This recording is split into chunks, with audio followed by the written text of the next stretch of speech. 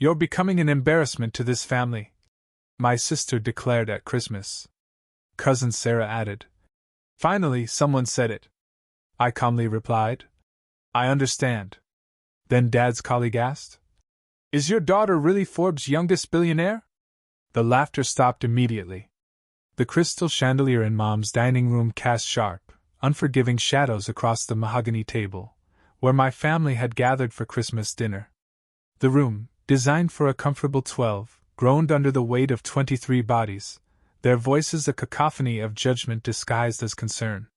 My sister Veronica presided at the head of the table, her husband, Nathan, beside her. Both radiated the kind of smug superiority that comes from meticulously following every societal blueprint. I had driven 6 hours from Boston to this impending disaster, my beat-up Honda Civic looking pathetic next to the gleaming Mercedes and BMWs lining the circular driveway. At 28, I was the family disappointment, the cautionary tale whispered at cocktail parties. While Veronica practiced corporate law at a prestigious firm downtown, I had dropped out of my MBA program 3 years ago to pursue what everyone affectionately called that ridiculous tech thing.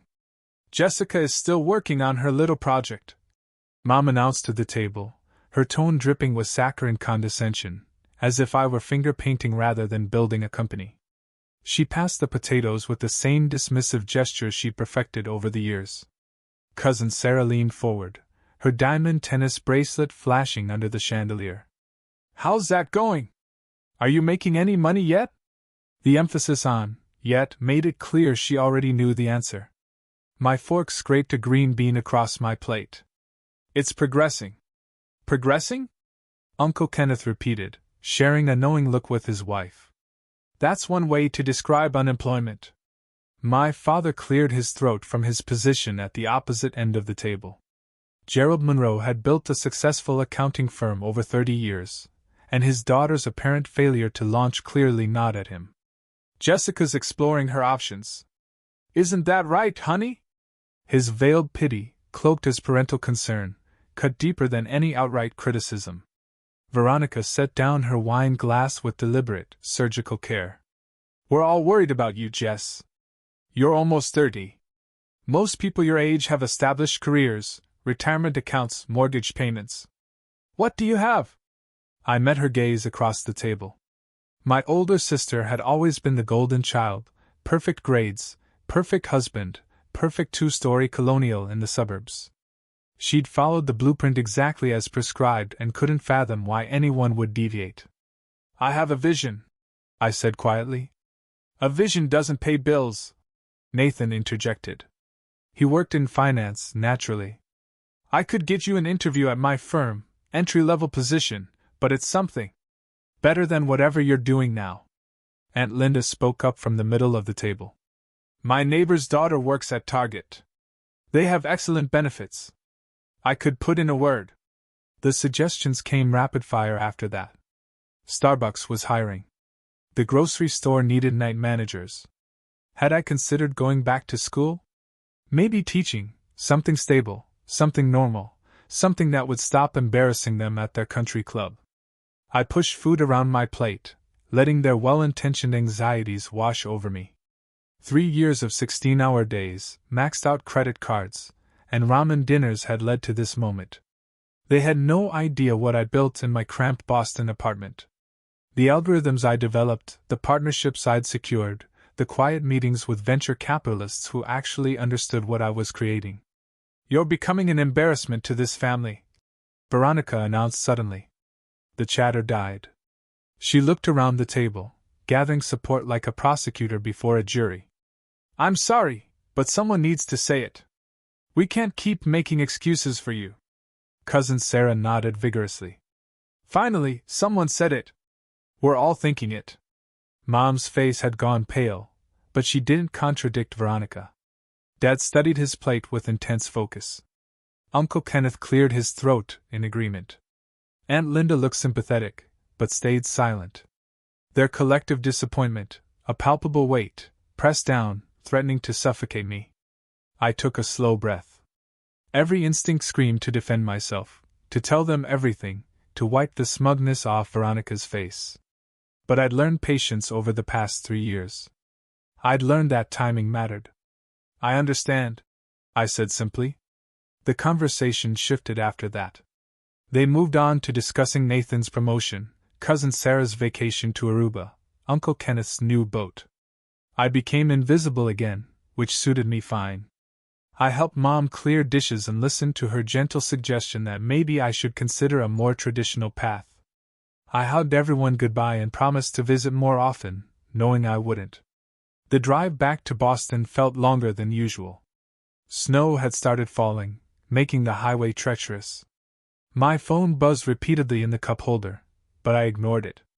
Whatever fires needed putting out at the office could wait until I was home. My apartment was freezing when I arrived near midnight. The heat had gone out again, and my landlord wouldn't fix it until Monday. I wrapped myself in blankets and finally checked my messages. 47 texts, 23 missed calls, 14 emails marked urgent. The Forbes article had dropped at 6 p.m., right when we'd been sitting down to dinner. Forbes names Jessica Monroe, 28, as youngest self-made billionaire in tech industry. The headline glowed on my phone screen.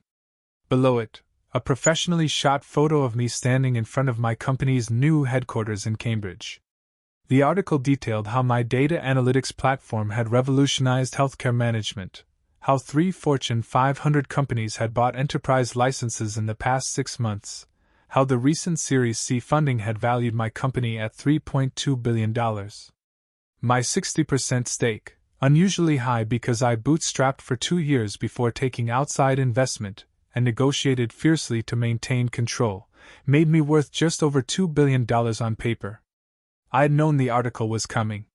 Forbes had interviewed me 6 weeks ago, but I'd signed NDAs preventing me from discussing it. The timing was pure coincidence, though I'd be lying if I said I didn't appreciate the irony. My phone rang. Thomas Hart, my CFO, who joined me in the early days for equity when I couldn't afford his salary, sounded breathless. Have you seen the traffic? Our website's getting hammered. We're getting thousands of requests for demos. CNBC wants you on tomorrow morning. Tomorrow's Saturday, I pointed out. They're doing a special segment. Bloomberg called too. And the Wall Street Journal. Jessica, this is insane. We're trending #1 on Twitter. I asked him to handle the media requests and hung up. Sleep seemed impossible, so I made tea and watched the reactions roll in. My company's stock value, my personal worth, the speculation about how I'd done it, the inevitable criticism that I'd gotten lucky, that I'd had secret funding, that the valuation was inflated. The first family text came at 7 a.m. Saturday. Uncle Kenneth saw the Forbes article. Congratulations. We always knew you had it in you. Then Aunt Linda. So proud of you, sweetie. Remember when I suggested those other jobs? I was only trying to help. Cousin Sarah. OMG, can't believe you didn't tell us. We're family. The messages poured in throughout the morning. Relatives I hadn't heard from in years suddenly remembered how close we'd been. People who'd suggested I work at Target now recalled. Always believing in my vision. The swift, audacious rewriting of history unfolded before my eyes. Veronica didn't text. Neither did Mom or Dad. I spent Saturday doing damage control. The CNBC interview went smoothly. I kept my responses measured, professional, focused on the company rather than personal details. When they asked about my background, I mentioned dropping out of business school, and the interviewer nearly gasped. You left Harvard's MBA program to build this in your apartment? It seemed like the right move at the time, I said simply. Sunday afternoon, Dad called. His voice sounded strained. Jessica, we need to talk.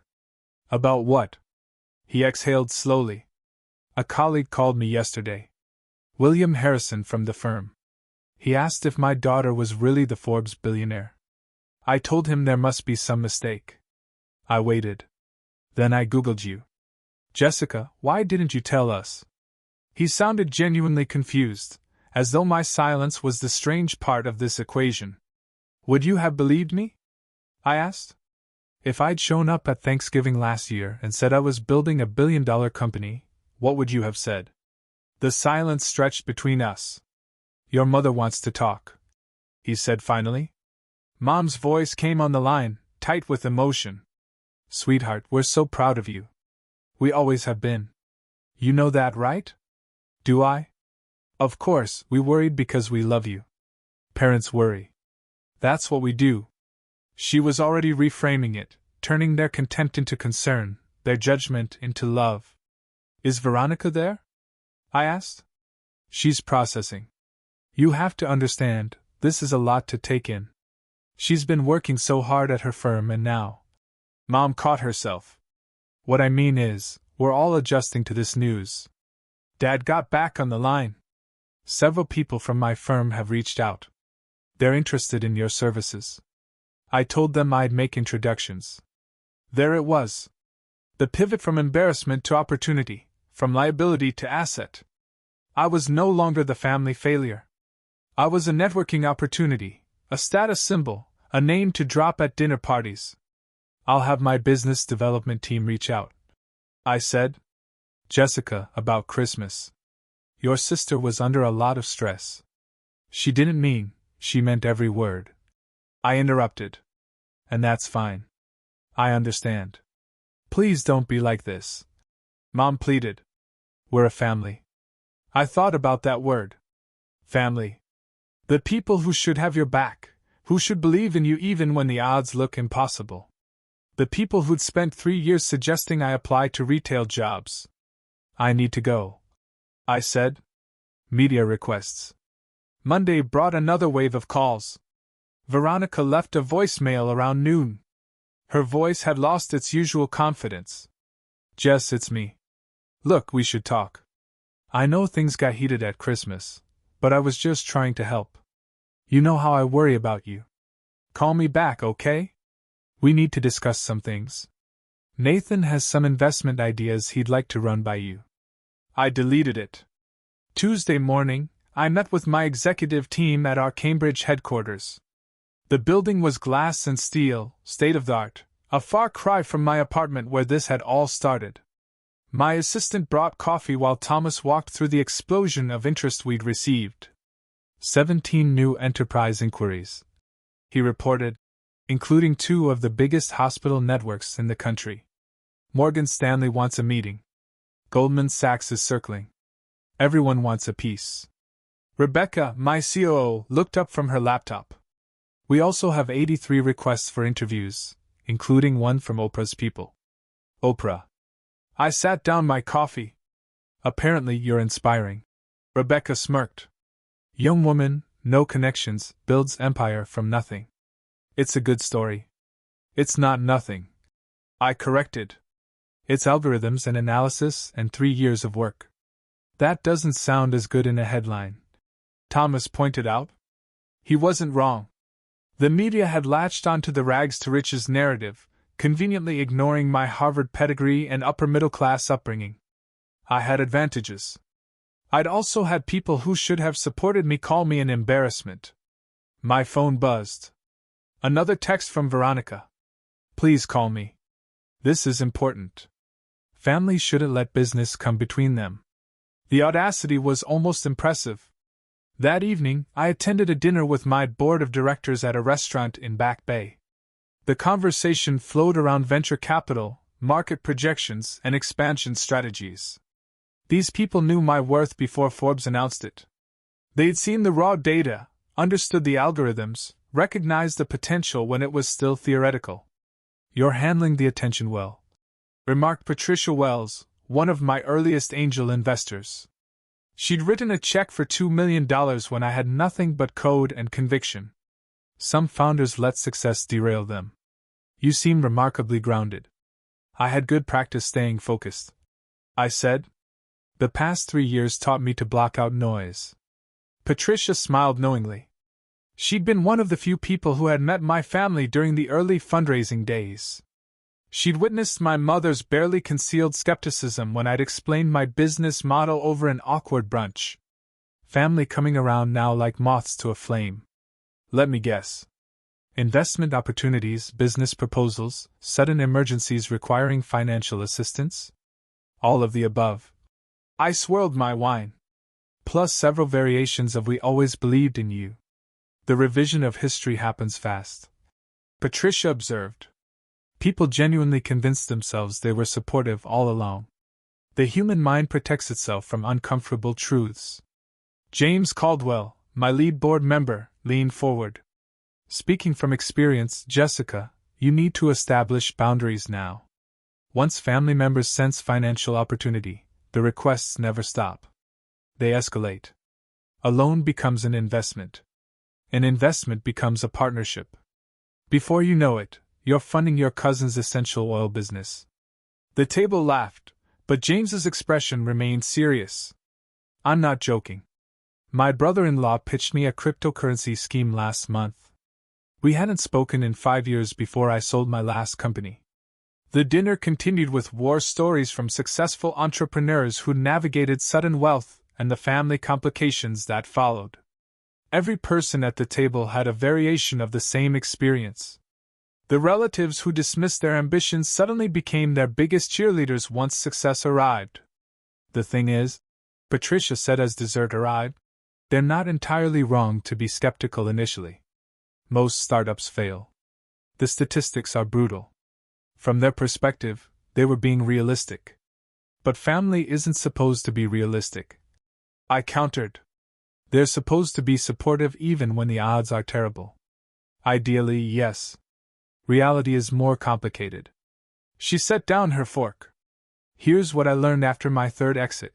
You can't punish people for being human. But you also don't owe them access to your life just because you share DNA. Finding the balance is the hard part. Her words stayed with me during the drive home. My brownstone felt cavernous and quiet. I'd bought it 6 months ago, but hadn't fully moved in. Most nights I still slept at my old apartment, surrounded by the memories of struggle and determination. My phone buzzed. Email had become overwhelming. My inbox contained 847 unread messages, many from people I'd known in various life phases. High school classmates who'd barely spoken to me wanted to reconnect. College acquaintances had exciting opportunities to discuss. Even my freshman year roommate, who'd once called my business idea cute, now wanted to grab coffee and pick my brain. One email stood out. The sender was Dr. Raymond Foster, a professor from Harvard who tried to talk me out of leaving the MBA program. His message was brief. Jessica, I was wrong. Your instincts were better than my experience. Congratulations on proving that. Sincerely, Raymond. I stared at those words for several minutes. Unlike everyone else, he wasn't asking for anything. He was simply acknowledging his mistake. I hit reply. Thank you for saying that. It means more than you know. My phone rang. An unknown Boston number. I almost didn't answer. Jessica Monroe, a woman's voice, professional and clipped, spoke. This is Amanda Peterson from the Boston Herald. We're running a feature on local tech success stories. I'd love to interview you about your journey, particularly the Harvard dropout angle. Our readers find that inspiring. I'll have my PR team reach out, I said automatically. Actually, I was hoping to get some personal perspective. Family background, early struggles, that sort of thing. The human interest angle. She paused. I've already spoken with your mother. She had some wonderful stories about your childhood ambitions. My grip tightened on the phone. You spoke with my mother? Yes. She was very forthcoming. Talked about how the family always knew you were destined for greatness. How she encouraged your interest in technology from a young age. Really touching stuff. The rewriting of history had gone public. I'm going to stop you there, I said. Anything my mother told you is her perspective, not objective fact. If you're writing about my journey, you need to understand that my family did not support my decision to leave Harvard. They actively discouraged it. For 3 years, they considered me a failure. Silence on the other end. Then, that's not what your mother said. I'm sure it isn't. But if you print her version, I'll go on record contradicting it. Your choice which narrative you prefer, but one of them is actually true. Amanda's tone shifted, becoming more interested. This sounds like there's a bigger story here. There's not. There's just the truth versus what people wish had happened. Use your judgment. I ended the call. Within an hour, Mom called. I let it go to voicemail. She called again and again. On the fourth attempt, I answered. What were you thinking? Her voice was shrill with panic. That reporter called me back. She's asking all sorts of questions now about family dynamics and whether we were supportive. You're making us look terrible. I'm not making you look like anything. I'm simply not letting you rewrite history for public consumption. This is humiliating, Jessica. She asked if we really suggested you work at Target. Where would she get an idea like that from me? Because it happened. Aunt Linda said it at Christmas dinner. You were sitting right there. That was taken out of context. She was just trying to help. No, I interrupted. We're not doing this. You don't get to spin the narrative now that it's inconvenient. You spent 3 years treating my choices with contempt. Own it or don't, but I'm not going to pretend it didn't happen so you can look good in the newspaper. You're being vindictive. I'm being honest. There's a difference. Dad took the phone. Jessica, you need to think about how this reflects on the family. Your mother has a reputation in this community. We have friends, colleagues, social standing. You're jeopardizing that.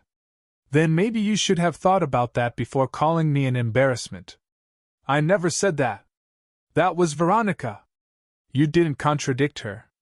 23 people heard her say it, and not one person defended me. You sat there and studied your plate like it was the most fascinating thing you'd ever seen. His breathing grew heavy. What do you want from us, Jessica? An apology? Fine. I'm sorry. We're all sorry. We made mistakes. But this vindictive streak isn't like you. You don't know what's like me, I said quietly. You never bothered to find out. I hung up before he could respond. The Boston Herald article ran a week later. Amanda Peterson had done her homework. The piece detailed my journey accurately, including the family skepticism and the Christmas dinner confrontation. She'd even tracked down Uncle Kenneth, who'd uncomfortably confirmed that concern about my choices had been expressed. The article's headline read, From Family Disappointment to Forbes Billionaire, Jessica Monroe's Unlikely Journey. It went viral. Within 24 hours, I was trending on Twitter. People shared their own stories of family members who doubted them. The narrative resonated. Supportive messages flooded my company email. Other entrepreneurs reached out with solidarity. A surprising number of people had experienced similar dynamics. But the backlash against my family was harsh. Mom's social media accounts got bombarded with criticism. People called them unsupportive and short-sighted. Dad's accounting firm received negative reviews from people who had never been clients. Veronica's law firm LinkedIn page filled with comments about judging people prematurely. Part of me felt satisfied. A larger part felt guilty. Thomas appeared in my office doorway Tuesday afternoon. Have you seen the response to the Herald article? Hard to miss. Your family is getting destroyed online. There's a Change.org petition demanding your sister apologize publicly. It has 15,000 signatures. He sat down. This is getting out of hand. I didn't start this. No, but you could end it. One statement asking people to leave your family alone would calm things down. I considered it. The vindictive part of me wanted to let them suffer the consequences of their actions. But Thomas was right. This had escalated beyond reasonable accountability. I drafted a statement and posted it on the company blog. While I appreciate the support I've received, I ask that people respect my family's privacy. Family dynamics are complicated. We all make mistakes. The focus should remain on the work we're doing to revolutionize healthcare analytics, not on personal matters. It helped somewhat. The harassment decreased, but didn't disappear entirely. Internet outrage has its own momentum, immune to reason or requests for moderation. Mom called that evening. Thank you for the statement. Things were getting frightening. People were showing up at the house. I'm sorry that happened. Are you? Her voice carried an edge. This is what you wanted, isn't it? To humiliate us publicly? To punish us for not being perfect? I didn't want any of this. I wanted you to believe in me 3 years ago. That's all I ever wanted. We're not mind readers, Jessica. You shut us out completely. How are we supposed to support something we didn't understand? You could have asked questions instead of making assumptions. You could have trusted that I knew what I was doing. You could have believed in me even when it didn't make sense. My voice cracked slightly. Instead, you spent 3 years looking at me like I was a cautionary tale. Because we were scared, Mom said, her voice breaking. We watched you throw away opportunities and refused to explain why. We saw you struggling financially and wouldn't let us help. What were we supposed to think? That I was capable? That I had a plan? That your daughter might actually know what she's doing? The conversation ended without resolution, as most of our recent conversations did. We were caught in a familiar, agonizing loop of hurt and miscommunication, each side convinced the other was being unreasonable. Wednesday brought an unexpected visitor. I was reviewing code in my office when my assistant knocked. There's a Veronica Monroe here to see you. She says she's your sister. She doesn't have an appointment, but she says it's important. I glanced at the clock, 3 p.m. She must have driven up from Connecticut. Send her in. Veronica entered, clad in what I recognized as her power suit, the navy one she wore to important meetings. Her makeup was perfect, her hair styled precisely. She looked like she was preparing for battle. Nice office, she said, glancing around at the minimalist decor. Floor-to-ceiling windows overlooked the Charles River. My degrees hung on one wall next to the patent certificates for my algorithms. Very impressive. Did you come here to compliment my interior design? She sat down without being invited. We need to clear the air. What happened at Christmas? I feel terrible about it. I was stressed with work, and I took it out on you. That wasn't fair. I leaned back in my chair. You said I was an embarrassment to the family. I was worried about you, she insisted. We all were. You have to understand how it looked from our perspective. You dropped out of Harvard. You were living in that tiny apartment. You wouldn't tell us what you were working on. What were we supposed to think? You were supposed to trust me. How could we trust you when you wouldn't communicate? Her voice rose slightly. You shut us out completely. If you just explained what you were building, would you have believed me? I asked the same question I'd asked Dad. If I told you I was developing revolutionary healthcare analytics software, would you have said good for you, Jess, or would you have suggested I get a job at Starbucks? She looked away. That's not fair. Isn't it? Be honest with yourself, Veronica. You made your judgment about my choices and my worth based on what you could see, which was nothing. The moment you found out I was successful, your entire attitude changed. Don't pretend this is about communication. Fine. She straightened her shoulders. You're right. I didn't take you seriously. Neither did Mom or Dad or anyone else. We were wrong. I'm apologizing. What more do you want? Nothing, I said honestly. I don't want anything from you. Don't be like that. We're sisters. She shifted in her chair, and I recognized the tell. This was the moment she'd been building toward. Actually, Nathan and I have been discussing some opportunities. He works with high-net-worth individuals on portfolio diversification. Given your recent windfall, we thought, no. You haven't even heard the pitch. I don't need to. I stood up, signaling the meeting was over. I have financial advisors. I have wealth managers. I have an entire team dedicated to making smart decisions with my company's money and my personal assets. What I don't have is family members who supported me when I had nothing. Veronica stood too. That's what this is about. You're punishing us for not believing in you. I'm not punishing anyone. I'm simply maintaining the same relationship we've always had. You didn't care about my life when I was broke. I don't need you in it now that I'm not. Her face flushed. Mom said you'd be difficult about this. She said success would go to your head. I almost laughed. Of course she did. Tell me, when did she say that? Before or after she told everyone at her country club that she always knew I'd be successful? You're being cruel. I'm being honest. There's a difference. I walked to the door and opened it. I have a 4 o'clock meeting. My assistant can validate your parking. She gathered her purse with sharp, angry movements. You know what? Maybe we were right about you. Maybe you are an embarrassment. Not because you're poor, but because success has turned you into someone bitter and petty. Maybe, I agreed. Or maybe I just learned who people really are when the masks come off. She left without another word. I watched her stride through the office, past the rows of developers and analysts who'd believed in my vision when no one else did. These people had worked for equity and promises, had put in 18-hour days for a dream that everyone else called foolish. My assistant appeared in the doorway. You okay? Yeah. I returned to my desk. I'm good. The rest of the week brought more of the same.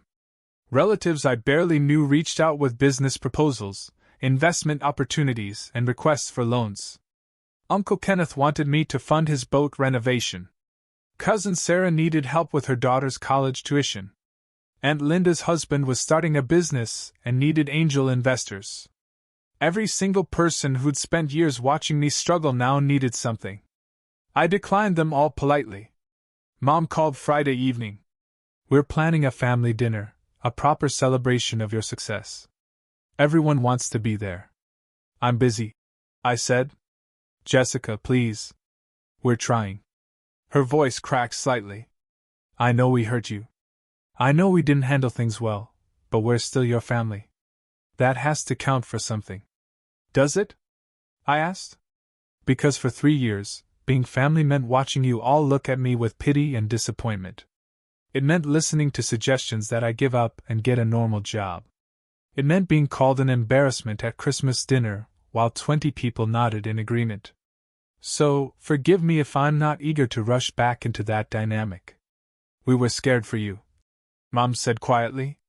We couldn't understand what you were doing or why you were so secretive about it. From our perspective, you'd thrown away a Harvard MBA to work on something you refused to explain. What were we supposed to think? You were supposed to believe in me anyway. My voice came out harder than I intended. That's what family does. They believe in you even when they don't understand. They support you even when it looks crazy. They don't wait until Forbes validates your choices to decide you were worth supporting all along. That's not fair. Life rarely is. The silence stretched between us. Finally, Mom spoke again. Your father's colleagues have been talking about how his daughter is this tech prodigy, but she won't take his calls. It's embarrassing for him. There was that word again, embarrassing. I'm sorry Dad's embarrassed, I said. Truly. But that's his problem, not mine. When did you become so cold? Around the same time you all decided I was a failure. Funny how that works. I ended the call before she could respond. Saturday brought an unexpected email. Veronica had written a 5-paragraph essay about family values, forgiveness, and the importance of not letting money change relationships. The irony was apparently lost on her. I deleted it without responding. Sunday morning, I drove to my apartment in Boston. I'd kept the lease even after buying a brownstone in Back Bay. Something about maintaining the space where it all started felt important. The heat still didn't work properly. The refrigerator still made concerning noises. The view still showed nothing but other apartment buildings and a sliver of gray sky. I sat at the desk where I'd written the first lines of code 3 years ago, where I cried out of frustration and exhaustion more times than I could count. Where I'd eaten ramen and questioned every decision while my family suggested retail jobs. My phone buzzed. Another text from Cousin Sarah. Hey, long time no talk. We should grab coffee soon and catch up. I turned off my phone. 3 months passed. The company continued growing. We secured 2 major contracts worth $400 million in annual recurring revenue combined. I hired 200 more employees. Forbes did a follow-up article. TechCrunch called me one of the most influential people in healthcare technology. My family's attempts to contact me gradually decreased. Mom still called once a week, leaving voicemails I rarely returned. Dad sent occasional emails about firm business, always including a personal line at the end. Veronica stopped reaching out entirely. I didn't miss them. That was the part that surprised me most. I'd expected to feel guilty or sad or something other than this quiet relief. Instead, I felt lighter, unburdened by the weight of their expectations and disappointments. My real family had revealed itself over the past 3 years. Thomas, who'd left a 6-figure job at Google to be my CFO. Rebecca, who believed in the vision when it was still just PowerPoint slides. The developers who'd worked for equity when I couldn't afford salaries. The investors who'd taken a chance on a Harvard dropout with a crazy idea. These were the people who'd seen me at my worst and stayed anyway. I was reviewing quarterly projections when my assistant knocked. "Your mother is here. She's asking to see you." I glanced at my calendar. "I don't have anything scheduled." "She knows. She's asking for 5 minutes." I considered sending her away. Then curiosity won. "Okay." Mom looked smaller than I remembered. She'd lost weight, and her hair had more gray. She sat across from me in the same chair Veronica had occupied months earlier. "Thank you for seeing me," she said. I waited. "I'm not here to ask for anything. I'm not here to pitch a business idea or request money. I'm here because you're my daughter and I miss you." Her hands twisted in her lap. "I've made mistakes. We all have. We judged you unfairly. We didn't support you when you needed us. We let our fear and misunderstanding turn into cruelty. I'm not asking you to forgive us. I'm just asking you to understand that we did those things out of love, even if it came out all wrong." "Love," I repeated. "Is that what you call it?" "We were scared. We watched you throw away opportunities we would have killed for. We couldn't understand why. And instead of asking, instead of trusting, we assumed the worst. That was wrong. I was wrong." She looked directly at me. "I'm sorry. Truly sorry. Not because you became successful, but because I didn't believe in you when you needed me to." I studied her face for signs of manipulation, for the angle, for whatever she really wanted. But she just looked tired and sad and genuinely regretful. "I appreciate you saying that," I said finally. "But it doesn't change anything." "I know." She stood up. "I just needed you to hear it. Not because I expect forgiveness, but because you deserved to hear it 3 years ago." She walked to the door, then paused. "For what it's worth, I'm proud of you. I'm proud of what you built, and how you built it. And I'm sorry I waited until everyone else told me to be proud before I figured it out myself." She left before I could respond. I sat at my desk for a long time after that, staring at the river and thinking about family and forgiveness, and whether the two could ever really coexist after fundamental trust had been broken. The following week brought a development I hadn't anticipated. I was reviewing partnership agreements when my assistant buzzed. "There's a Gerald Monroe here asking to see you. He says he's your father and that it's urgent." I hadn't expected Dad to make the trip from Connecticut.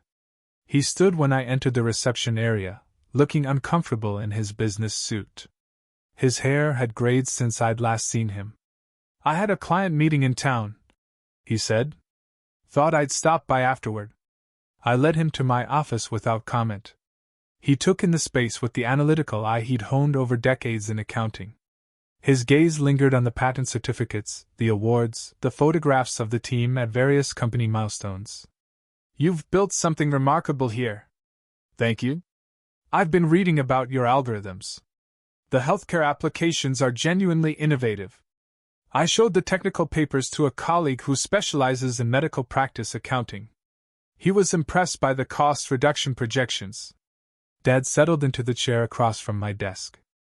"I wish you'd explained it to us like that. In terms we could understand." "I tried," I said. "Multiple times. Remember Thanksgiving 2 years ago? I brought a presentation breaking down the market opportunity and the technical approach.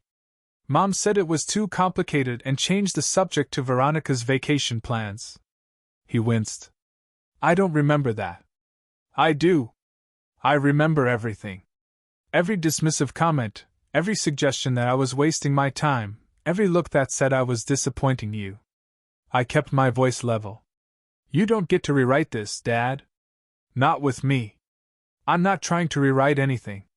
I'm trying to understand where we went so wrong that my daughter won't speak to me. His voice roughened. Do you know what it's like to have colleagues congratulate me on your success while knowing you won't return my calls? To have people ask about you and realize I know less about your life than they learned from reading Forbes? Do you know what it was like to sit at Christmas dinner and hear my sister call me an embarrassment, while my father said nothing? I countered. To spend 3 years working myself to exhaustion while my family suggested I apply to grocery stores? I was trying to protect you from failure. You were trying to protect yourself from the embarrassment of having a daughter who failed. There's a difference. The words hung between us, sharp and unavoidable. Dad looked at his hands, the same hands that had taught me to ride a bike and later signed my Harvard acceptance letter with visible pride. You're probably right, he admitted finally. I built my firm from nothing. It took years of 80-hour weeks and sacrifice. When you wanted to do something similar, I should have recognized it. But all I could see was the risk, the statistical improbability of success, the likelihood that you'd waste years on something that wouldn't work out.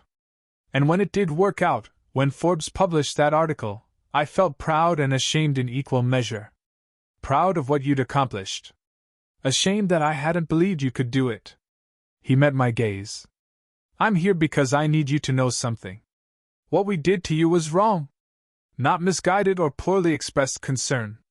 It was wrong. We should have supported you regardless of whether we understood your choices. That's what parents do, and we failed. I hadn't expected such direct accountability. Most of my family's attempts at reconciliation had involved justifications and excuses. Dad was simply admitting fault. I appreciate you saying that, I said carefully. I'm not asking for forgiveness.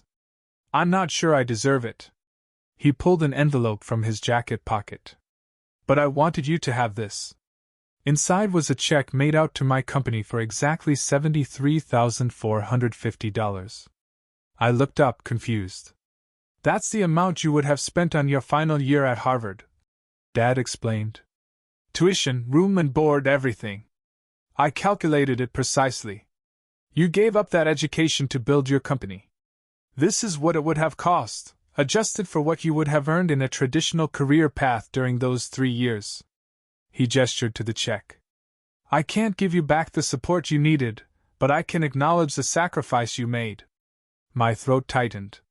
The gesture was so quintessentially Dad, precise, calculated, expressed through numbers rather than emotions, but the thought behind it was genuine. I don't need your money, I managed. I know. But I need to give it. Consider it payment for the MBA education you gave yourself. You earned a more valuable degree than Harvard could have provided. He stood. I won't take more of your time. I know you're busy. Dad. I stopped him at the door. Thank you? For this, and for being honest. He nodded and left. I sat holding the check for a long time, understanding that some wounds might actually be capable of healing. The dynamic shifted after that conversation, not dramatically, but noticeably. Dad started sending occasional emails about accounting questions related to my business structure. I'd respond with answers, and we'd have brief professional exchanges that gradually incorporated personal elements. It wasn't the relationship we'd had before, but it was something. Mom remained more complicated. She'd taken the public criticism hard and seemed unable to move past it. Our conversations stayed brief and surface level. She'd ask about work in general terms. I'd give vague updates, and we'd end the call with promises to talk soon that neither of us kept with any urgency. Veronica didn't reach out again. Through family channels, I heard she had been promoted to partner at her firm. Nathan had started his own wealth management company. Their lives continued on their predetermined path, and mine continued on the one I carved out. 6 months after the Forbes article, I received an invitation to speak at Harvard Business School. The irony wasn't lost on me as I stood in the same auditorium where I had attended classes years earlier. 200 MBA students filled the seats, notebooks open, expressions eager. Most of you will follow the traditional path I began. You'll graduate, join consulting firms or investment banks, work your way up established corporate ladders. There's nothing wrong with that. It's safe, it's respected, and it offers clear markers of success. I clicked to the next slide, showing my company's growth trajectory. I didn't do that. I left this program with 1 semester remaining to build something everyone told me was impossible. My family thought I was making the biggest mistake of my life. Maybe I was. Maybe I just got lucky. But here's what I learned: the people who love you aren't always capable of supporting the risks you need to take. The students were taking notes frantically. I wondered how many would actually deviate from their planned paths and how many would file this away as an interesting anecdote before accepting their Goldman Sachs offers. The hardest part wasn't the technical challenges or the fundraising or the 18-hour days. It was watching people I loved look at me with pity and disappointment. It was sitting at family dinners while relatives suggested I get a real job. It was knowing that the people who should have believed in me couldn't see past their own fear. A hand shot up. Young woman, front row, eager expression. How did you maintain confidence when everyone doubted you? I didn't always. I admit it. Some nights I'd sit in my apartment wondering if they were right. If I was delusional, if I should just quit and take the consulting job my brother-in-law kept offering. But then I'd look at the code I'd written, the problem I was solving, and I'd know. Not think, not hope, * no star. And I decided that my certainty mattered more than their doubt. Another hand. What about now? Did your family come around? Some did, some didn't. Some apologized genuinely. Some just wanted access to my success. I learned that family relationships are transactional more often than we'd like to admit. I paused. But I also learned that chosen family matters as much as biological family. The people who believed in me when I had nothing are the ones who matter now that I have something. The Q&A continued for another 45 minutes. Afterwards, several students approached with business cards and pitch decks. They all had the same hungry look I'd once seen in my own mirror. I took their information and made mental notes about which ones showed genuine promise versus which ones were chasing trends. Dr. Foster found me in the hallway after. That was powerful and pointed. Was it too much? No, they needed to hear it. We sell them a vision of meritocracy and clear paths to success. We don't talk about the psychological toll of going against family expectations or social pressure. He smiled slightly. Though I suspect the administration will ask you to soften that message if you speak here again. Will there be a next time? Oh, definitely. You're exactly the kind of success story we want to claim, even if you didn't finish the program. His expression turned serious. For what it's worth, I'm sorry I tried to talk you out of leaving. I was looking at statistics and risk assessments. I should have been looking at you. You were doing your job. My job should have included recognizing exceptional talent and supporting it, even when it made unconventional choices. He shook my hand. Thank you for proving me wrong. It doesn't happen often enough. The drive back to Cambridge felt reflective. I thought about the students I'd just addressed, wondering how many would choose security over ambition. How many would let family pressure determine their paths?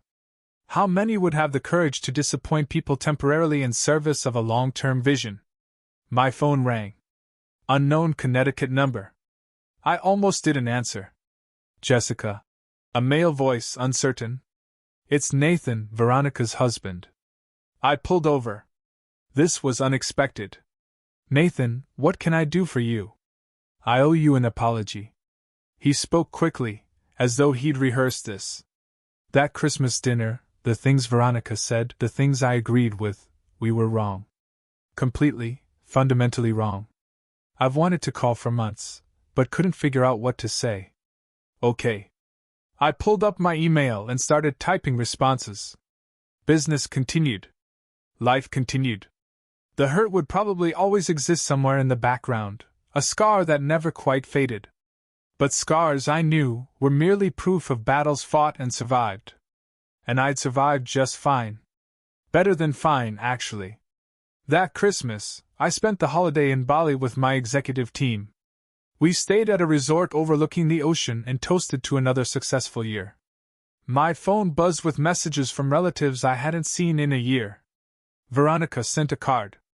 Mom sent a text hoping I was well. I responded to Mom. Having a wonderful time. Hope you're well, too. It wasn't forgiveness, but it wasn't cruelty either. It was simply the truth. I was having a wonderful time building something meaningful with people who believed in me from the beginning. And that, I decided, was enough.